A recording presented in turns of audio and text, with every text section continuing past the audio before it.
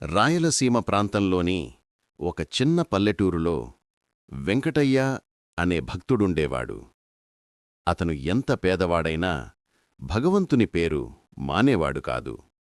ప్రతి ఉదయం సూర్యోదయాన్నే చూసి చేతులు జోడించి, గోవిందా, నువ్వే నా ఆధారం అని ప్రార్థించేవాడు.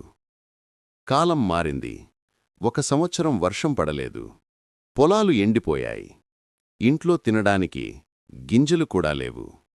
భార్యా పిల్లలు ఆకలితో వేదన పడుతుండగా వెంకటయ్య మాత్రం భగవంతునిపై నమ్మకం వదిలిపెట్టలేదు.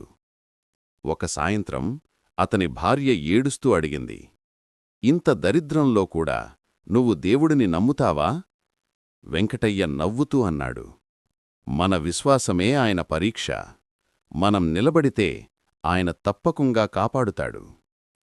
ఆ రాత్రి గాలి మబ్బులు కమ్ముకున్నాయి. మరుసటి రోజు ఉదయం ఒక వృద్ధుడు గ్రామానికి వచ్చాడు. చేతిలో కర్ర, ముఖంలో అలసట, కళ్లల్లో ఆకలి. వెంకటయ్య ఇంటి ముందు ఆగి అన్నాడు, బిడ్డా, ఏదైనా తినడానికి ఇస్తావా?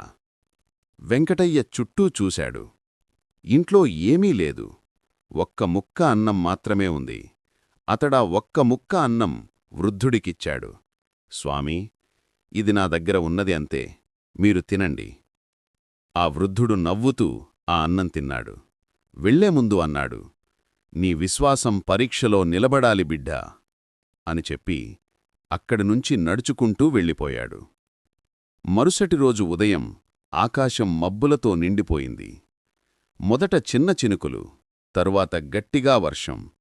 గ్రామమంతా పచ్చగా మారిపోయింది. పొలాలు పుష్పించాయి. వెంకటయ్య హృదయం ఆనందంతో ఉప్పొంగింది. అతడు ఆకాశం వైపు చూసి, గోవిందా, నువ్వే వచ్చావు కదా అని కన్నీళ్లతో చెప్పాడు. వర్షం ఆగిన తరువాత ఇంటి తలుపు దగ్గర చిన్న బంగారు విగ్రహం మెరిసింది. అతడు దగ్గరగా వెళ్లి చూశాడు. అది స్వయంగా శ్రీ వెంకటేశ్వర స్వామివారి రూపం. వెంకటయ్య అర్థం చేసుకున్నాడు, నిన్న వచ్చిన వృద్ధుడు స్వయంగా వెంకటేశుడు అని. అతడు ఆ విగ్రహాన్ని గుండెల్లో వేసుకుని ఆలయానికి వెళ్లి సమర్పించాడు.